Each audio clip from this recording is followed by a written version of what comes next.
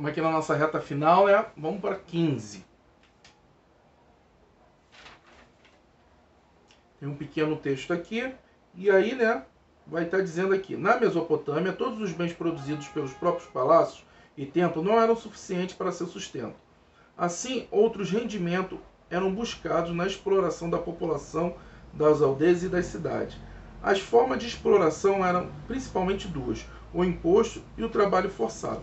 Entre os trabalhos forçados a que o texto se refere, podemos mencionar a letra E, obrigação de prestar serviços devida por toda a população livre nas obras realizadas pelo rei, como templos ou muralhas. Tá? Letra E.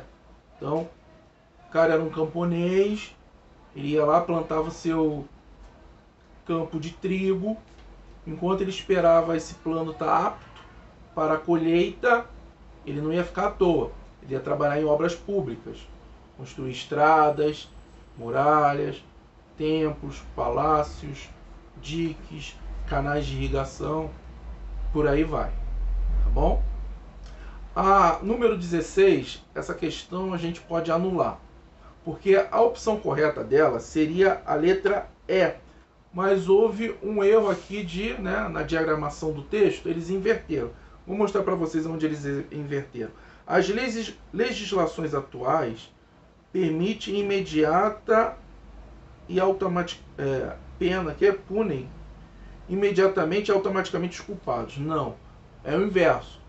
Seriam as leis na Mesopotâmia, como o Código de Hammurabi. E os códigos atuais, está aqui no Mesopotâmico, mas seriam atuais, permitem sucessivos recursos dos réus.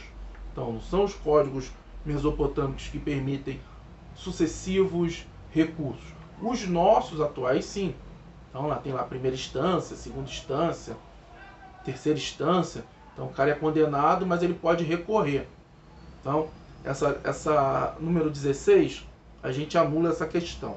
Tá? Só estou dando a explicação para vocês por que ela se encontra anulada. Vamos para 17. A mais antiga coleção de normas penais, econômicas e civis passou à história da Mesopotâmia como o nome de Código de Hammurabi. Letra A. Então, o conjunto de leis mais antigo. Eu botei lá na aula, nossa semana passada, uma foto lá do Código de Hammurabi. Tá bom? Só relembrar lá na nossa aula. 18. Vamos lá? Se um homem negligenciar a fortificação de seu dique, se ocorrer uma brecha e um cantão inundar-se, o homem será condenado a restituir o trigo destruído por sua culpa. Se não puder restituí-lo, será vendido, assim como seus bens, e as pessoas do cantão de onde a água levou o trigo repartirão entre si o produto da venda. Esse texto faz referência a, vamos ver aqui, a doutrina de Zoroastro e o seu livro Zend Avesta, a lei de Talião e ao Código Hammurabi, ao livro dos mortos, a sátira das profissões, ao hino ao sol de Amenófis IV. É letra B, lei de Talião, novamente. Uma pena compatível ao dano que eu fiz.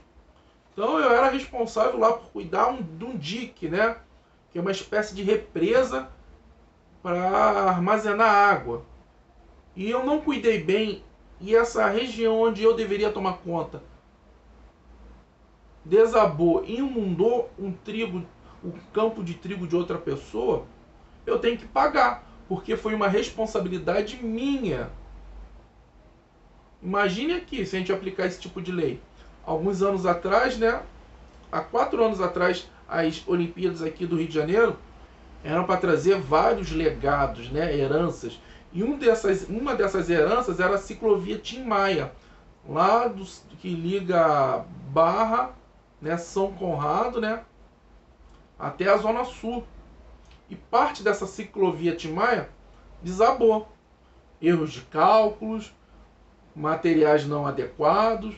Imaginem só se esse Código Hammurabi servisse ainda de base para as nossas leis. O que seriam desses engenheiros? O que vocês acham que aconteceria com os engenheiros, com os projetistas, com os governantes, né, que autorizaram aquela obra daquele jeito? 2 pessoas morreram. Ó, já pensou se fosse no Código de Hammurabi? Só para a gente pensar um pouquinho.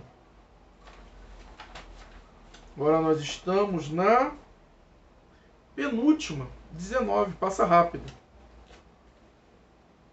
Historicamente, situa-se o surgimento do Estado e da escrita entre as primeiras civilizações surgidas no Oriente.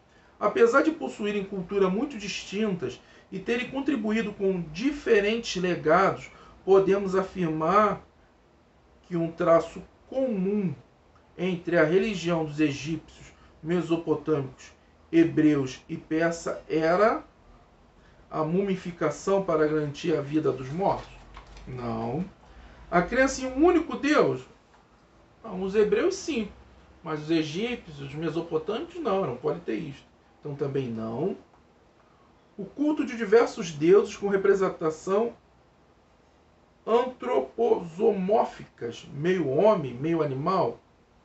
Se fosse se referindo somente aos egípcios e os mesopotâmicos, sim. Mas nós temos aqui o povo hebreu, que acreditavam num Deus só, monoteístas. D. O exercício de enorme influência sobre a organização política e dos estados caracterizados como teocracias. Opa! Vamos deixar aqui um sinalzinho de atenção.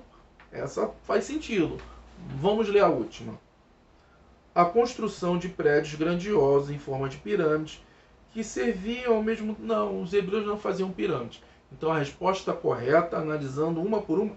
Às vezes eu quis fazer todos eles, desse daqui, da número 19, que é uma dica para vocês. É bom, às vezes, quando a gente não está com a certeza para cravar, vamos fazendo por eliminação. Então, dentro de uma questão, tem coisa que a gente vê que não faz sentido nenhum com a pergunta. Então, a gente já elimina. Então, a resposta correta aqui é a letra D. O exercício de enorme influência sobre a organização política dos estados, caracterizados como teocracias. Então, essas 4 culturas mencionadas aqui nessa questão eram culturas teocráticas, ou seja, a religião influenciava na vida. A última, 20. O texto abaixo se refere a uma das civilizações antigas, a hebraica. Sobre ela é correto afirmar.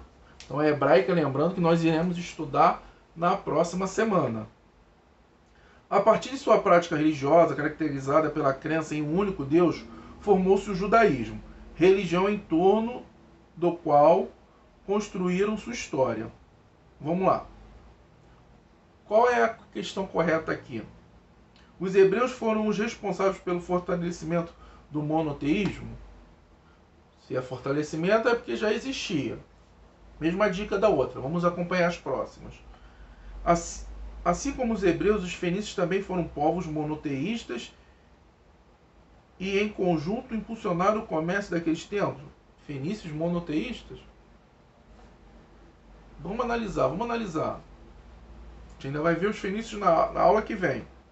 Os hebreus e os persas eram povos vizinhos e não conseguiram construir vastos domínios ou impérios, sobressaindo-se apenas a questão religiosa.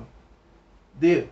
A história do povo hebreu pode ser encontrada tanto no Alcorão quanto na Bíblia e na Torá. Opa!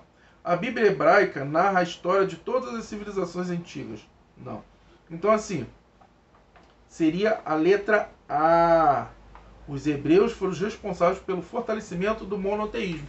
Porque a gente não pode afirmar que eles foram os primeiros a desenvolver o monoteísmo, mas sim os que fortaleceram, os que divulgaram esse monoteísmo para outras regiões, tá bom? Pessoal, então a gente terminou aqui a nossa correção de exercício. Eu vou deixar já para vocês de antemão os exercícios das páginas. Deixa eu ver aqui. mesmo antes da gente explicar a matéria, porque eu vou deixar um videozinho já sobre a matéria dos Hebreus, tá?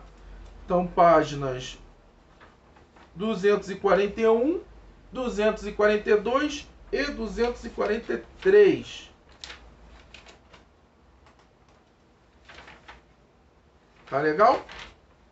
Um beijo grande. Dúvida, por favor, me acionem aqui. Por favor. Tô sentindo saudade desse contato. Um abraço, um beijo.